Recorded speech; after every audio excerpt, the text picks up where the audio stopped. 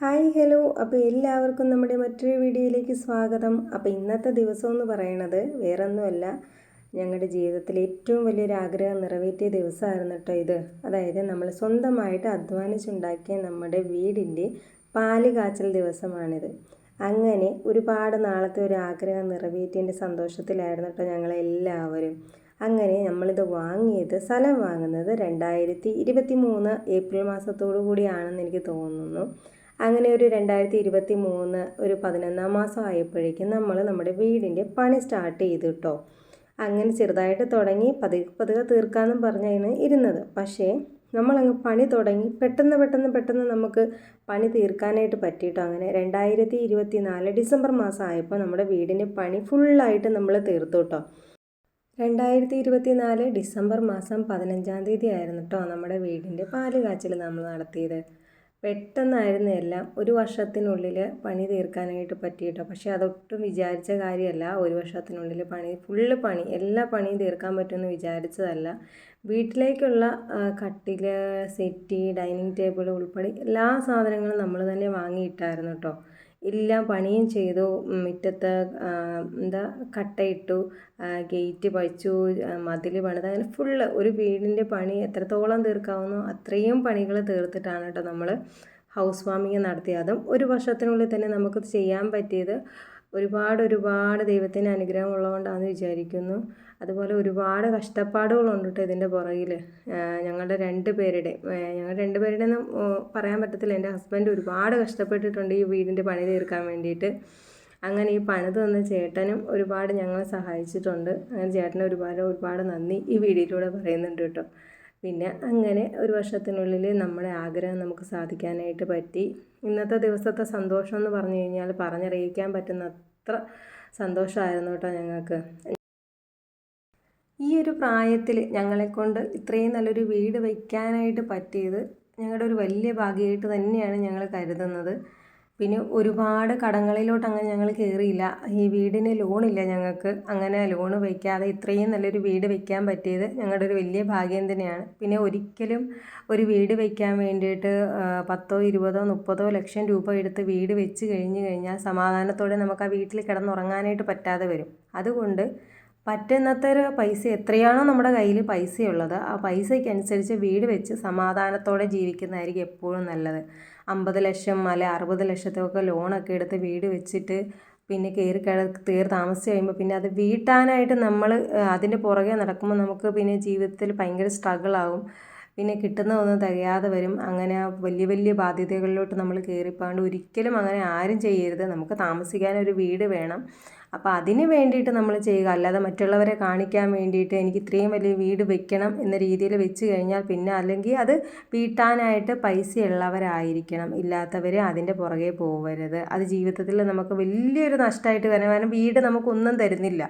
വീട് നമുക്ക് താമസിക്കാൻ മാത്രം. അതിൽ നിന്ന് നമുക്ക് എന്തെങ്കിലും ഒരു ഇൻകം കിട്ടുവാണെങ്കിൽ നമുക്കത് കുഴപ്പമില്ല. ഇല്ലാതെ നമ്മൾ അതിന് വേണ്ടി ഇൻവെസ്റ്റ് ചെയ്യുന്നത് വെറും വേസ്റ്റായിട്ട് പോവുക മാത്രമേ ഉള്ളൂ. അതെനിക്ക് പറയാനുള്ളൂ.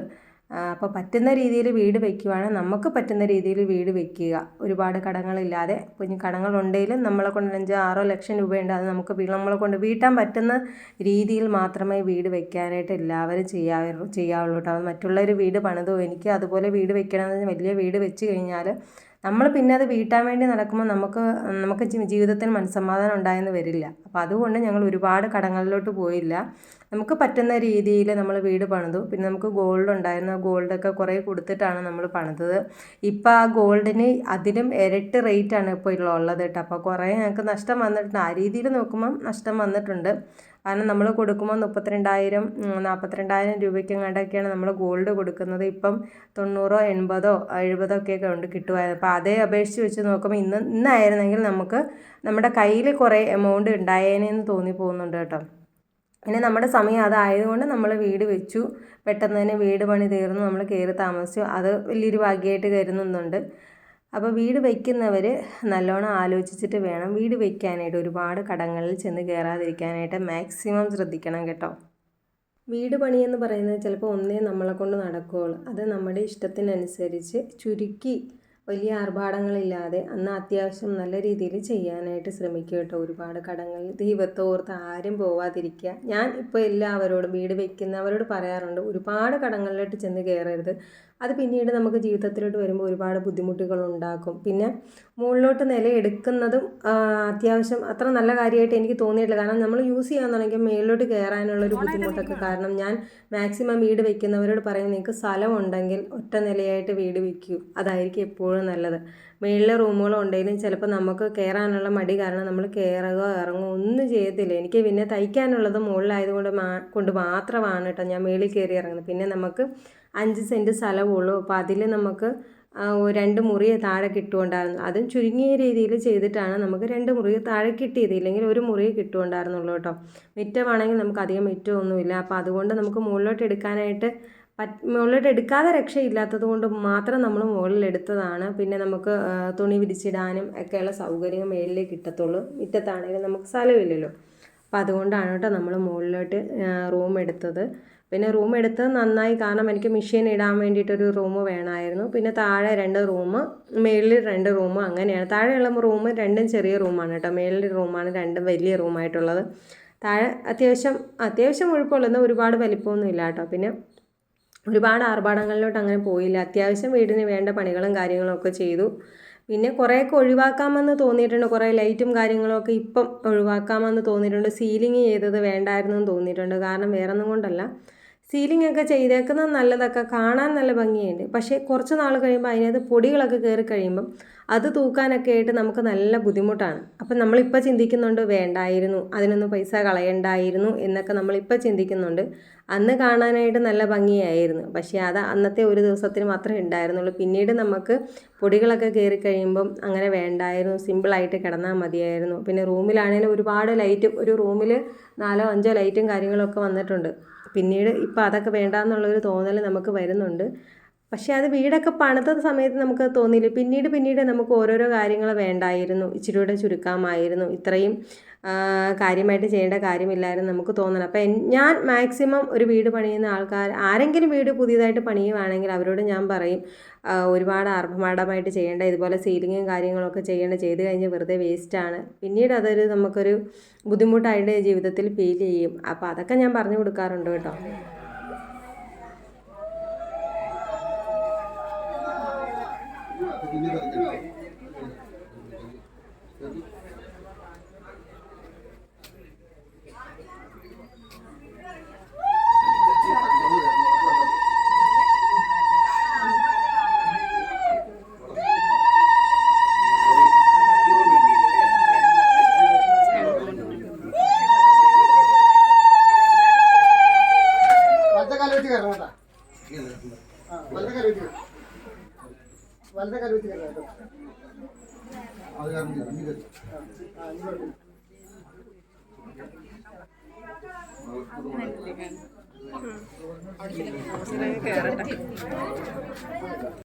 ഈ ചേട്ടനാണ് കേട്ടോ നമ്മുടെ വീടിൻ്റെ കോൺട്രാക്ടർ. ഈ ചേട്ടനാണ് നമുക്ക് വീട് പണിത് തന്നത്. ചേട്ടൻ്റെ പേര് വിനോദ് എന്നാണ്. വിനോദ് ചേട്ടന് ഒരുപാട് കടപ്പാടുണ്ട്. കാരണം അതുപോലെ നമ്മളെ സഹായിച്ചിട്ടുണ്ട് കേട്ടോ. ഫസ്റ്റ് ടൈം നമ്മൾ വീട് വയ്ക്കുന്ന കാര്യം വിനോദ് ചേട്ടനോട് പറഞ്ഞു. വിനോദ് ചേട്ടൻ വന്ന് കണ്ടപ്പോഴേ പറഞ്ഞു, നിങ്ങളുടെ കയ്യിൽ എത്ര എമൗണ്ട് ഉണ്ടോ അതനുസരിച്ച് നമുക്ക് വീട് വയ്ക്കാം. അപ്പം ഞങ്ങൾ അങ്ങോട്ട് പറഞ്ഞു, വിനോദ് ചേട്ടാ നമ്മളിപ്പോൾ പണിത് തുടങ്ങി, നമുക്ക് എവിടം വരെ പണിയാൻ പറ്റുമോ അത്രത്തോളം നമ്മൾ പണിയും, അത് കഴിഞ്ഞ് നമ്മൾ നിർത്തും. പിന്നെ എപ്പോഴാണോ പൈസ ഉണ്ടാകുന്നത് അതനുസരിച്ച് ഞങ്ങൾ പണിയും എന്നാണ് പറഞ്ഞിരുന്നത്. അപ്പോൾ വിനോദേട്ടൻ പറഞ്ഞു അത് മതി, നമുക്ക് ആദ്യം ഫസ്റ്റ് നില നിന്നെക്കൊണ്ട് പറ്റുന്ന രീതിയിൽ ആദ്യത്തെ നില പണിത് കഴിഞ്ഞിട്ട് നമുക്ക് മേളിലോട്ട് സ്റ്റെയർ കേസ് റൂം ഉണ്ടാക്കിയിട്ടിട്ട് പിന്നീട് എടുക്കാമെന്നുള്ള രീതിക്കാണ് ഞങ്ങൾ സ്റ്റാർട്ട് ചെയ്ത് തുടങ്ങിയത് കേട്ടോ. പക്ഷേ ഈ ഒരു നിലയിൽ വിനോദേട്ടൻ ഞങ്ങൾക്കത് എത്തിച്ചു തന്നു. അതിന് പുള്ളിയോട് ഒരുപാട് നന്ദിയുണ്ട്. സിമൻറ്റ്, കട്ട, എംസാൻഡ് മുതലായ സാധനങ്ങളൊക്കെ വിനോദേട്ടൻ തന്നെയായിരുന്നു നമുക്ക് ഇറക്കി തന്നുകൊണ്ടിരുന്നത്. അപ്പം ചിലപ്പോൾ നമുക്ക് അന്നേരം കൊടുക്കാനായിട്ട് പൈസ ഇല്ലെങ്കിൽ വിനോദേട്ടൻ സാധനം നമുക്ക് ഇറക്കി തന്നിട്ട് പിന്നീടായിരുന്നു കേട്ടോ നമ്മൾ പൈസ കൊടുത്തുകൊണ്ടിരുന്നത്. പിന്നെ നമ്മുടെ വീട് പണിതേക്കുന്നത് താഴത്തെ നിലയ്ക്ക് ഇത്ര സ്ക്വയർ ഫീറ്റ് റേറ്റും മുകളിലത്തെ നിലയ്ക്ക് ഇത്ര സ്ക്വയർ ഫീറ്റ് റേറ്റുമാണ് നമ്മൾ വീട് പണിതത്.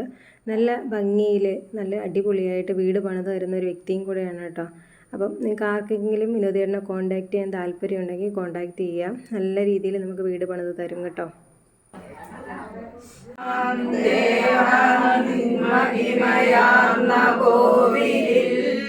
പാവന പ്രഭയിടും വിളക്കിതാ സാവധാനമടിയൻ കൊളുത്തിനെ അല്പമെങ്കിലും അതിൻ പ്രഭാങ്കുരം സൽപ്പരേ ഇരുൾ തുറന്നു മെല്ലവേ ശില്പരമ്യമതപീഠഭൂവിൽ നിന്നു പതിച്ചു തിരുമെയ്യിലെത്തണേ ഭൂഷണത്തിലും തൂമനോജ്ഞമലർമാല തന്നിലും വിഗ്രഹമലിതേടുമി കോമളപ്രകതിലങ്ങണേ വിഭോ നിൻമുഖരസം മറച്ചതിൽ പോറ്റിപ്പുൽകരുതുമരേഖകൾ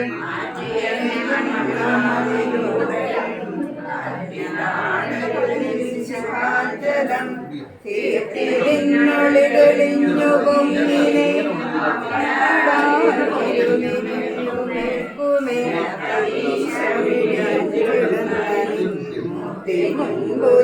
നീങ്ങി നിൽക്കണേ.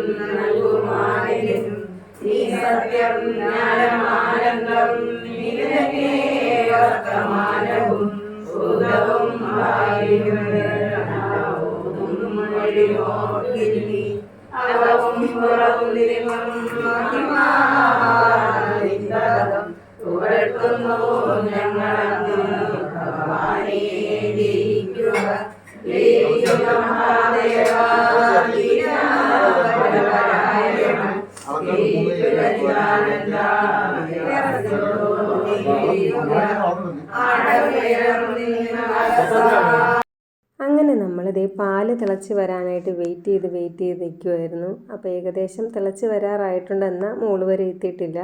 ഇടയ്ക്ക് ഞങ്ങളൊന്ന് തുറന്നൊക്കെ നോക്കി കേട്ടോ. അപ്പോൾ നല്ല രീതിയിൽ ഇതേ തീയൊക്കെ കത്തിച്ച് കൊടുക്കുന്നുണ്ട്. അപ്പോൾ പാലൊന്ന് തിളച്ച് കഴിഞ്ഞാൽ സമാധാനമായി. ജീവിതത്തിൽ ഒരുപാട് സന്തോഷമുള്ള ദിവസവും അതുപോലെ കുറച്ച് ടെൻഷൻ അടിച്ചൊരു ദിവസവും കൂടിയായിരുന്നു കേട്ടോ.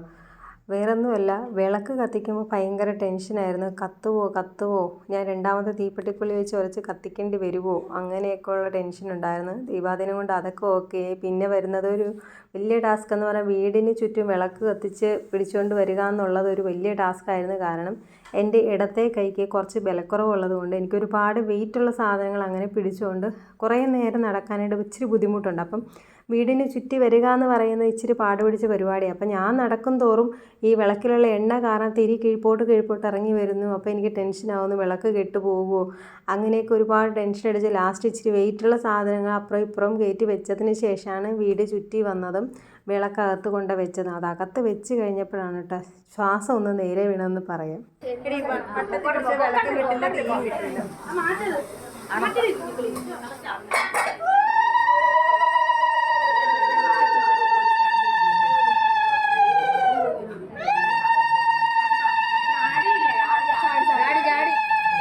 അങ്ങനെ നമ്മുടെ പാലുകാച്ചൽ ഫംഗ്ഷനൊക്കെ നല്ല അടിപൊളിയായിട്ട് നടന്നു കേട്ടോ. ഒന്നിനും ഒരു കുറവില്ല. ഫുഡിൻ്റെ കാര്യത്തിലായാലും എന്തായാലും ഒരു കുറവും ഇല്ലായിരുന്നു. അതുപോലെ തന്നെ പിന്നെ വൈകുന്നേരം വരെയുള്ള വീഡിയോസും കാര്യങ്ങളും ഒന്നും എടുത്തില്ല കേട്ടോ. കാരണം ഫോൺ പിടിച്ചുകൊണ്ട് അങ്ങനെ നമുക്ക് എപ്പോഴും നടക്കാൻ പറ്റത്തില്ലല്ലോ. പിന്നെ വരുന്നവരെ ഇടയൊക്കെ സംസാരിക്കണം, അവർക്ക് ഫുഡ് കൊടുക്കണം.